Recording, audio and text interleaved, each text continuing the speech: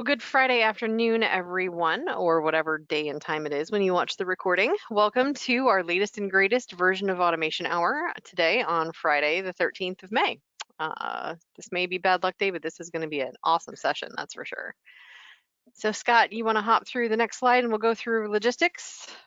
All right, so as always, all of our lines are muted. However, we love the discussion, so please post your questions either here in the question widget or on the Automation Hour Trailblazer community page. We are absolutely recording this, and we will post that to our YouTube channel when we're done. As always, please feel free to connect with us wherever works for you. Trailblazer community, automationhour.com, Twitter, YouTube, and LinkedIn now as well. All right, so we have a couple of more sessions for this first half of the year. It's hard to believe how fast that has gone.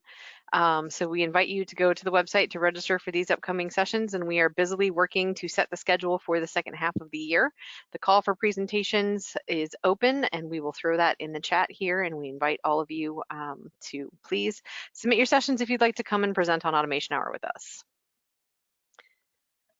All right, so we want to say thank you to our sponsors. First is Salto, who is one of our newest sponsors. So if you have not checked them out, please do. They are absolutely part of how we can bring this conference to you at no cost every other week. And next up, also our founding sponsor, Concrete.io, who has been with us since the beginning. Again, without their support, this would not be possible. So always a big shout out to the two of them. So next up, co-host for the day, I am Michelle Hansen, as well as we have Rakesh Gupta here with us.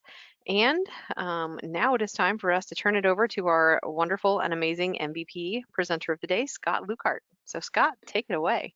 Thanks, Michelle. As Michelle said, my name is Scott Lugar. I am a senior technical product manager in my current role today, but previous roles that I've played is technical architect, senior admin, principal, software engineer, lots of wonderful things within the Salesforce ecosystem, having about 10 years on the platform at this point. I have been a Salesforce MVP for about 4 years, community group leader, and I really think that getting involved in the community is how we learn and grow, and also how we give back. So I attend Salesforce Saturdays and I go to nonprofit meetings, not because I want to go volunteer for nonprofits on the Salesforce platform, because I don't know enough about their systems, but because there's some really great presentations about flow or about the way in which the data model is set up that would help me know that maybe that data model might be closer to something I'm doing in a B2C environment. And so I really enjoy learning about some of the other models that are in existence in these different group meetings. Also, I love Trailhead. I try and focus my Trailhead work around either projects that I'm on or certifications that I'm studying for. The really important thing whenever you're doing Trailhead is that it's a vast resource. So make sure that you're studying around those things that can help you get to that next goal. I will tell you, I'm not going to probably take a bunch of Marketing Cloud stuff because I haven't focused my career there. But the next time I have a Marketing Cloud project, let me go do that kind of stuff, right? 6 years ago, I created Montrose Grace Place Does Trailhead. It's where I go down and meet with a bunch of Salesforce professionals in Houston, Texas once a month and teach LGBT homeless youth how to do Trailhead. We did it for about 5 years prior to the pandemic, and then we stopped due to the pandemic, and now in August we're going to pick that back up, continuing on helping them learn. And then you can connect with me at @SLugarInfo on Twitter or on LinkedIn as well. So today what we're going to cover is trigger versus flow. The reason that I started this conversation was because triggers are historical, it's what we know. But then we're going to get into what's the thinking behind one flow, and then we're going to review some considerations, and then I'm going to have a quick demo of a create flow, a create and update flow, an update flow, and a delete flow, and how they're probably going to run into problems with each other if they're not well orchestrated. And then we'll review some considerations for flow while we go along. There's a mantra out there in the community right now that is one flow per object, and I think that comes from the old adage of one trigger per object. That's what I see as happening in the community right now. And I think that's because historically it was encouraged that we have one trigger per object. And I'm going to say because, or it has grown from one trigger per object to one trigger per object of in-house developed things. Because back in the day, you couldn't get triggers to be a part of your App Exchange packages. Then you could. And so now App Exchange packages are installing their own triggers on top of your stuff. And that's a little unwieldy sometimes. So I think that this method or this message that I have heard is like, you as an in-house team should only have one trigger per object, but you have to know what's happening in the other triggers because they might conflict with each other and things like that. And we're going to see some conflicting with each other in our flows later. And then also, like, the more we do in the system, the more taxing it is, right? So if you have Apex, if you have flows, if you have process builder, if you have workflow rules. Now, we all have heard that process builder and workflow rules are going to go away. But today they're here and we are living in this experience. So while they're here, the more of these things that we have, the slower our page save goes, right? And I don't experience it as a system admin or an architect because I'm not doing the daily work of that customer support rep or that sales rep. But if I go sit with them and I watch how slow it is to save that record, it's painful, right? Like if I can open a Twix and take a bite before their page record saves, we got a bad day. So think through these automations that you have going on and how they're going to impact that save time.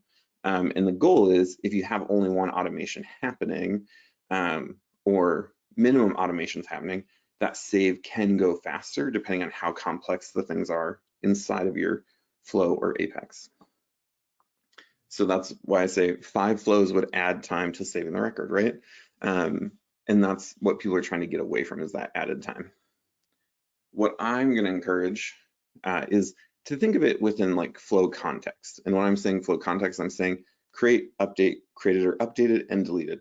That's a setting that you have to set when you create your flow at the very beginning. And the really sad part is unlike trigger, you don't get to share or reuse these values as much. So you have to say, this is the only thing this thing will do. It will only be whenever we create things. It'll only be when we create or update things. And that leaves us a little bit more limited in what we can do with that one flow mantra. Because I'm gonna be honest, I do want to like make sure I detect when people delete things. I don't want to have to go through the code process to figure that out. But I also don't want to dedicate my one flow to just deletions, right? There's other things like when the record's created, when it's updated, that I kind of got to care about as well. So triggers, I think there's super value to triggers. I know that this is an automation hour and we're trying to empower people to be really good at automations on their own without the need for development skill. But I think that sometimes triggers are more extensible than flow. Sometimes it's more familiar to a developer. So it might be easier for them to get up to speed in doing it. And that more familiar means that it's gonna cost your project a little bit less potentially. It does not mean that that's gonna save you money and time in the long run, because if that developer goes away, or if that developer is from a consulting firm and you don't have a developer on hand to continue doing that work, that requirement of development skill means that you're gonna have to pay to come back and fix it. So sometimes that familiarity might cost you in the end, but it can have a better save time for records. And that typically comes around bulking of creating records. So if you need to create 100 extra records in the system because something came in, that save time might be better actually on a trigger than on a flow. And then test classes help with testing. So you're able to have your developers write test classes. That's a really beautiful thing. It helps make sure that your system is well managed and clean. However, I can't write a test class, right? So as a non-developer, that puts a barrier for me to be able to use triggers. So some of the cons, like I talked about a second ago, is the requirement of a developer skill level, right? They're a little bit harder to read. In Flow, we have the benefit that we can see the component, we can click into it, we can pretty clear English read what it's doing. But when you put it into a trigger, there's lots of things that go into the way in which that is structured. And some people are really good about writing it in a way or putting in context around that through comments, but not everybody is. So as a lay person who is not a developer, it's a little bit harder for me to read it. But you can learn on Trailhead how to read some code for sure. And then manual testing challenges for non-developers. I know when I test projects from developers, sometimes I get into parts where there were not considerations, or I need their help because this trigger launches an outbound message outside of the system, and they have to make sure that the other system is up and running to be able to do it and stuff like that. So it does take a little bit of my ability to support testing and reviewing away when it's in a trigger. And it's a higher cost of ownership. I'm not a developer. I would love to be a developer, but some of those things just right now fly over my head. So without doing a ton more work, it's where we are. But I can't go in and help fix a lot of development things. So I always have to go back to a developer if they're on vacation, if they quit. How are we going to get that cost back? If they're a consultant and they chose to go with trigger overflow, and now they left me with the burden of something that I can't maintain, that cost is real and unfortunate. So really pay attention to what anybody who's building your system is doing, why they chose trigger versus flow. Can you maintain it after they go away? Is it well documented? Do you feel comfortable owning the thing that is left for you?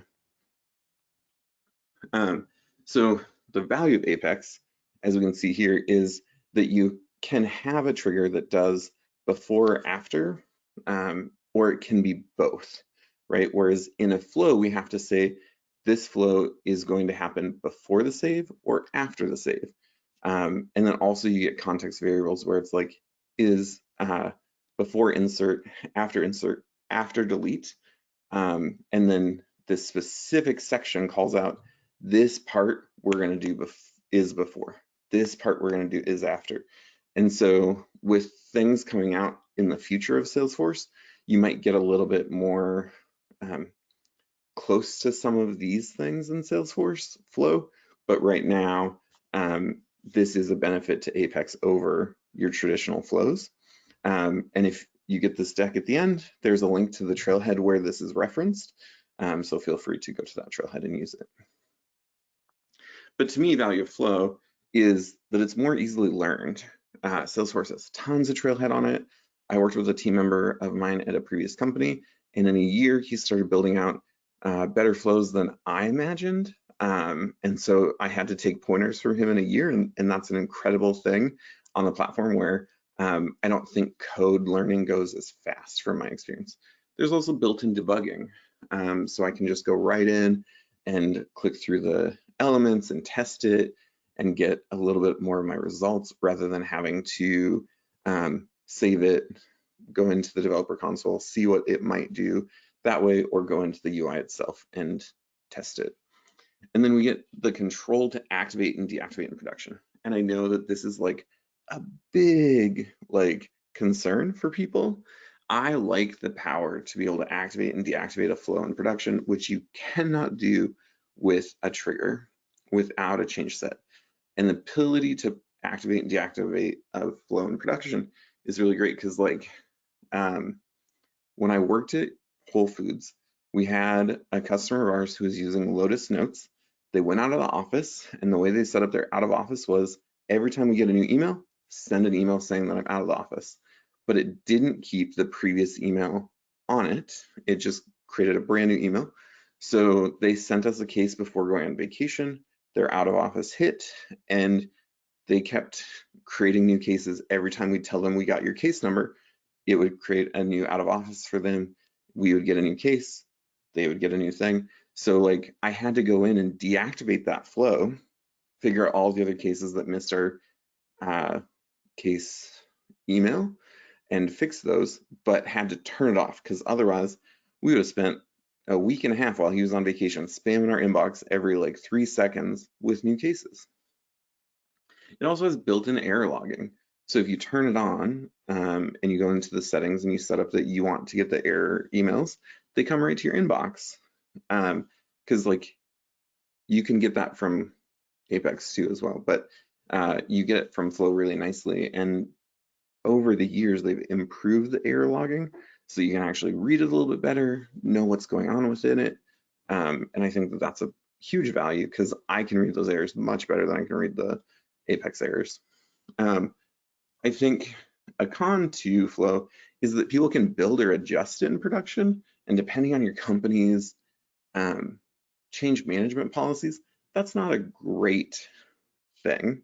Or it's also really not great if somebody doesn't think through the build that they need to do, or they don't build it in the sandbox first and they blow up your production instance because they were just trying to do something quick and fast, and it blocked all of the team from being able to create an opportunity because they specified an owner that didn't exist in the system or something like that. It can potentially slow save operations when you're trying to bulk create or bulk do things. Um, oh, that's not con. I put it in the wrong list. I'm so sorry. Large Salesforce focused investment. That's actually a pro. Salesforce is hugely focusing on flows. And so that's a benefit as they continue to improve it with Flow Explorer and other things coming out in the future, right? We're going to get more and more power out of this tool. So I really encourage you to consider Flow over other options out there. So Scott, is this a good break for questions? Because they Yeah, are go rolling in for at this point. So this is great. All right, we're going to start back at the top. So from Julianne, the workflow conversion tool that Salesforce provides converts each workflow to an individual flow. Why would they do that if they felt that it was going to be detrimental? I mean, the ability to merge that logic is going to be really difficult. And I don't know that they agree that it's detrimental. I think that the one flow mantra comes from other people. I don't know that I've seen Salesforce put out anything explicitly that says use just one flow. But I would say that anytime we go to repurpose automations, it's always a good time to review them. And so that flow conversion tool, while it's beautiful and probably very powerful, I worked at a company called Yodel. They had 800 fields on the case object and 307 active workflow rules. And you're only technically allowed to have 300. There's a bug at the time that would allow you to go over the limit on workflow rules per object, but it limited you from being able to make a flow or a process builder. So I had to go in and figure out how to deprecate 8 workflow rules on my second week of work because we had to get below the 300 limit to make one flow.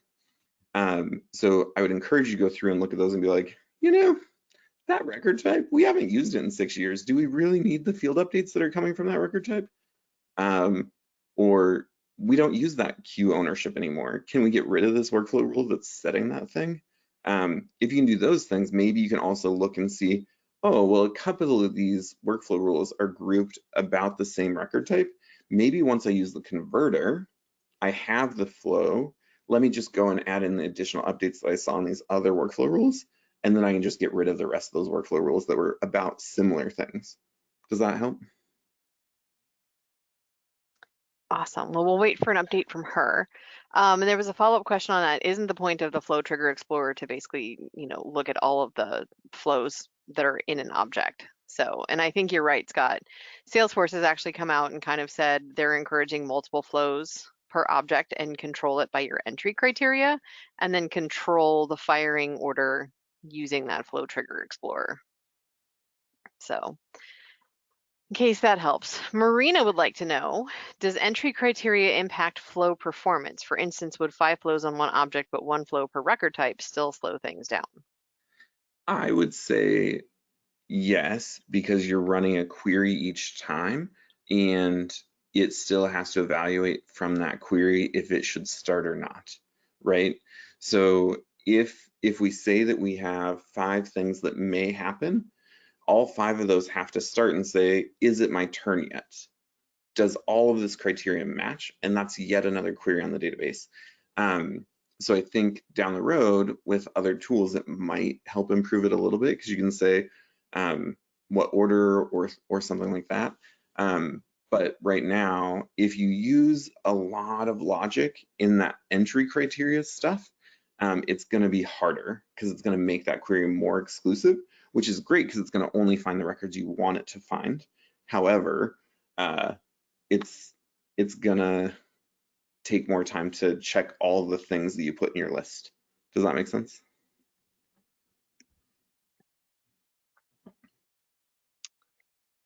I think we might still have a little bit of confusion around that.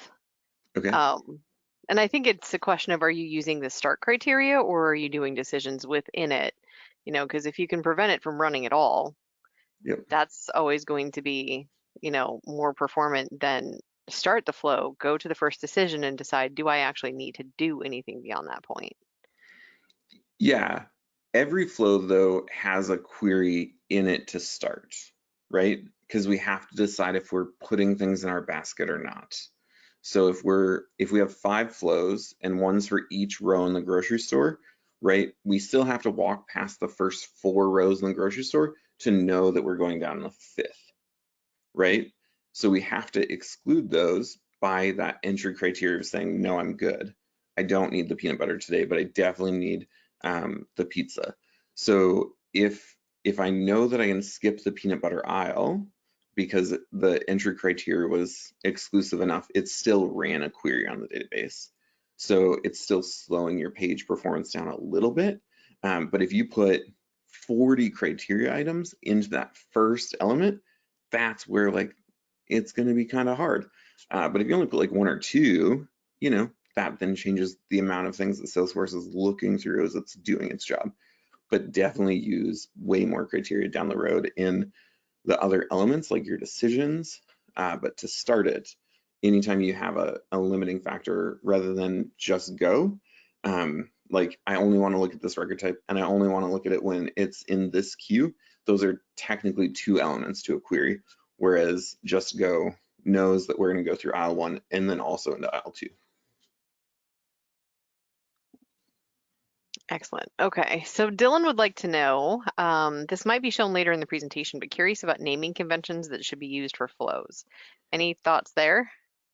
Yeah, I am going to show it a little bit because the way I name my flows that we're going to jump into in a second, but I like to put the starting point in the name. So case creation, case update, edit, case deletion, just so that when I'm looking at it, I don't have to go into it to know that that's its starting point.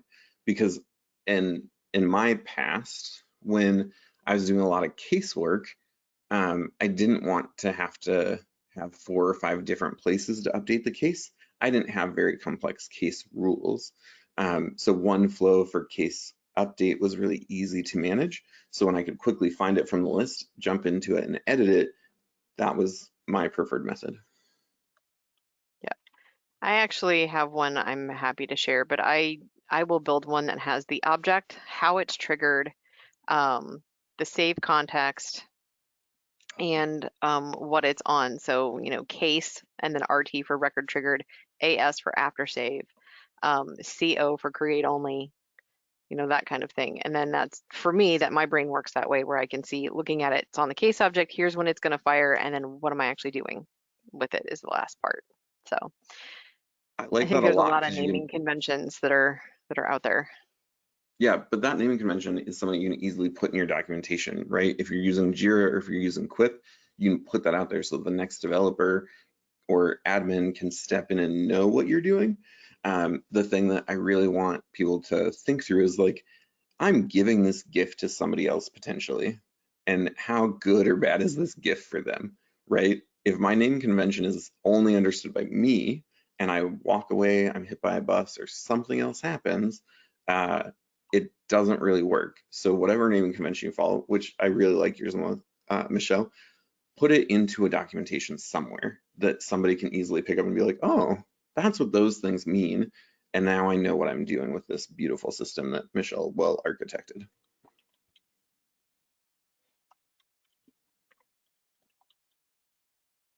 Awesome. So I'll throw some of that information out there. Okay, so Pavel would like to know in Apex, what happens if in the framework that you mentioned, you specify the trigger on insert, but you don't actually specify for after or before?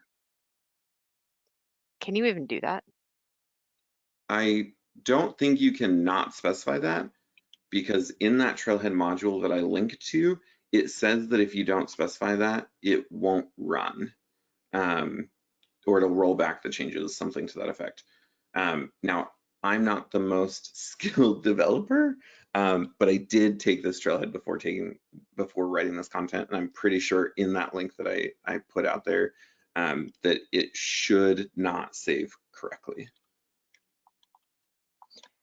That's what I would say too, but while I might bet you $5 on it, I don't think I'd stake my life on it. All right. Matt chimed in. I appreciate well-designed Apex and managed packages that include custom settings so the admin can activate or deactivate specific triggers. So Mhm. that's definitely a good call out if you're using custom settings, custom metadata, something to build a trigger on-off switch that's declarative. But also, if you're doing it yourself, right? If you have a developer that's not from an app exchange, ask your developer to include that in what they're doing for you, right? If I have to do a data load one more time and it runs through 8 million lines of Apex and my data load goes from taking an hour to 17 hours, I'm going to be really tired at the end of that job, right? So make sure that you can ask your developers to help with that. It's great that App Exchange partners are doing it now, but you can build your own trigger framework for your in-house as well. Absolutely. All right. So Nina wants to know, would you say that it is possible for there to be exceptions to your rule of one per object per action, create, update, etc., if a flow is Heck triggered yes. only in very isolated situations? Heck yes. First of all, Salesforce is coming out with other things that makes my theory completely irrelevant, and that's okay, which is Flow Explorer. But right now, until that's out, this is the method that I try and encourage. But Michelle and I were talking about Flow Explorer earlier, before we got everybody on the call, and it sounds really great. It's not something I can speak well to right now, but also, um, I am not going to say that I have always worked in the most well-architected systems. And sometimes I just had to deal with the amount of time I had left on my plate. And that meant that maybe I made a second flow for a very similar job. Um, and and we all evaluate choices based on budget and time. And sometimes I go with the less best choice based on budget and time. Awesome. All right. So we got probably 8 or 10 more questions coming in, but do we want to pause those so you can get on with the rest of your presentation for now? Yeah, we only have a very brief demo, so we'll definitely get back to questions. So feel free to keep posting them. But what we're going to do in the demo is just review this context. So created only flows, right? We can assign to a queue, or a user on create, and we can also change the status of it or update a field value. Same with updated, same with created and updated, but delete, really, we're not going to be updating that same record that we just got rid of. If you try that, it can undelete your record. So let's also be aware of that as a fun limit. But as you're going through these are not really that different. But because you see this list, if I have created only and I have created and updated working on the same thing, which is changing the status, based on a queue or ownership, it might override each other, right? So you got to be careful of this. And that's what we're really going to jump into in the demo, is showing how these flows override each other based on their context. And mine are not well architected because I built them for this demo and intended for them to override each other. But with great logic, you can do many good things. But also remember that sometimes we don't test well enough or we forget to look at all the details, and you'll have some of these situations happen to yourself. Oh, that's not how Google PowerPoint thing works. So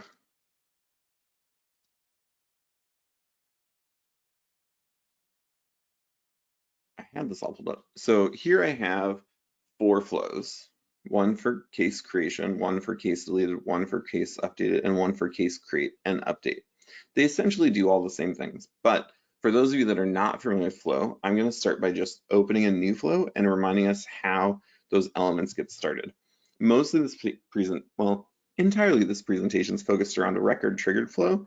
If you're using screen flow or scheduled flow, those equally fall with outside of this one flow per limit or per object kind of idea, right? Especially screen flow. Y'all, I could have like 7 or 10 screens on different record types or on different objects. So you may need multiple screens that touch the same object that you're working on. And it's a little bit harder to name those because I could create a case, I could generate an email, and I could update the account all in one screen. So I'm touching multiple objects, and that's going to get around that. But that's always user interface, user interaction kinds of things.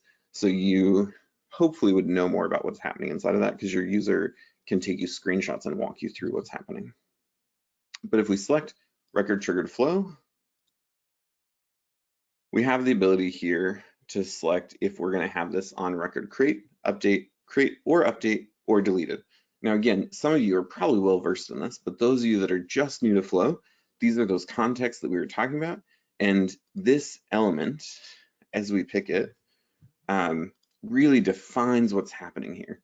And the element that I didn't really talk about, but Michelle brought up, which was a great point, is that you pick which one you're going to do. Now, if you're just going to work on this one record and it's going to be before you save the record, this fast field updates really means before save. And you can see it in the text, but fast field updates means that it's going to save the record faster and do things, but you can only use this record you started with. So I can't, when an account is created, also go make its contact or go update the contact associated to it or something like that, right? So that fast field update means that I may just change the status of the account, or I might just change the number of employees or something like that if I could programmatically choose that. And then the actions and related accounts means I can take this account when I convert the lead and it makes the account. I can also make sure that maybe I wasn't doing a great job in documenting leads and I put both a husband and a wife on a lead. I could make 2 contacts from it and add the second contact for the husband or wife rather than keeping them as one lead. Those are options based on that second option there. But this is how we start, right? So if we click done here, we can't go in and be like, cool, well, this thing created, but I also need this other thing to happen when it's updated, right? So we have to start all over creating a new one, which is kind of what we're going to jump through with the different ones I've set up for y'all today. So in this case creation one, it's real basic, y'all. All it does is when a record is created, we're going to set the account record, and I hard coded this, which is a super big no-no. And wonderful Jennifer Lee has a beautiful blog out there about how not to do this, and so does Rakesh. You can stick these in custom settings, and then you can update the custom settings through really great ways. But for the speed of this one, I did the super no-no of putting an ID in there. And then I also set the status because we're going to follow the changes that take place as we do the work that I'm going to take us through. And then I made the exact same flow for create and update, right? So we have a record is created or updated, and then we have the account ID and we have a status. These are different accounts for each one of these steps. Normally you don't change account in a flow like this on a case, but I couldn't get owner to change correctly as I was testing today, so we just abandoned that and went to an account update. So same here, whenever a record is updated, we're going to change the account to a new account, and we're going to change the status as well. And then whenever a case is deleted, because we can't update the record that we just got rid of because it will undelete it, we instead are going to create another case. You could also just create a task to see what was deleted. Some people want to have delete permissions, but you could also have some issues if an employee leaves and bulk deletes some stuff. So you can create records to help follow up or look at the amount of records that were deleted in that case and then get rid of the tasks. I'm always really nervous about giving away the delete permission, so I try and have some kind of record that helps me find it if somebody did something weird. But if they didn't do anything weird, let that thing be deleted. So here we're putting in the account, we're putting in the owner because you have to have an owner to create a record, and we're putting in the status. So if we go to cases, that would be here. When I create a new case, one wonderful thing that is not about our presentation today, that is like the number one thing I like the least about any Salesforce system, is when you make a required field have a default value. If it has a default value, it's always going to be filled in. Don't do that stuff. Salesforce did this one to us, so we have to live with it. But if you're going to do pick lists and you make them required, try not to have a default value, because then the requiredness is never going to get the user to have a different item that they're putting into it, or add a validation rule to make sure that they update it at different stages. But anyway, for this scenario, we don't actually have to put any details. So when we click save, it's going to create the record. And then what we notice here is that it actually got assigned to create an updated and to the create an updated status. But my flow for created, what happened there, right? So when I go to related and I look at the history, which history tracking is my favorite way to look at what happened in the system, I see that it started in the new status, which was the default one that we saw. It went to the created flow, but then the next flow kicked in and it moved it from created case flow to created and updated, right? So when we don't follow a one flow trigger per object kind of idea, or context, we can override each other, right? And that creates a little bit of confusion. It's not very clean. So in this situation, we have two. You can also go to an existing case. These all come from a Salesforce Trailhead account, so none of them are anything proprietary or specific. But when we go in here and we just, because we use no logic to define it, nope, that's actually what I used earlier. Sorry, one second. If we pick one of these cases that hasn't been touched yet, and all we do is edit the subject, right? Now it goes through and it does the flows again. But we had two flows, one on updated or created and one on updated. When we look at it, it again went through two, right? But we don't get to specify the order of operations. So in this situation, it hit created and updated first, and then it ended on updated. So it looks like what you did was right, but it slowed down your save a little bit, and it did change the data a very small bit. Now, if you had other field updates in there, or if you had other items happening, those things would overwrite each other as well, right? And so some of the stuff from your first flow would hit, and some of your stuff from your second flow would hit, and then it'd be really confusing, potentially not very great for people who are interacting with it, right? So we realized that this isn't a great case, and we just want to get rid of it. So we go to delete it, and now we go and look at our all open cases, and at 12:39, that's this time. The record that we had on the case deletion happened. And when we look at the history, it got created from the delete job. But because we have that created and that created flow, it went to deleted as it started, right? So it got deleted, the other record got deleted. So it made this record with the original value of deleted instead of new when we manually created it. And then it went to the created flow.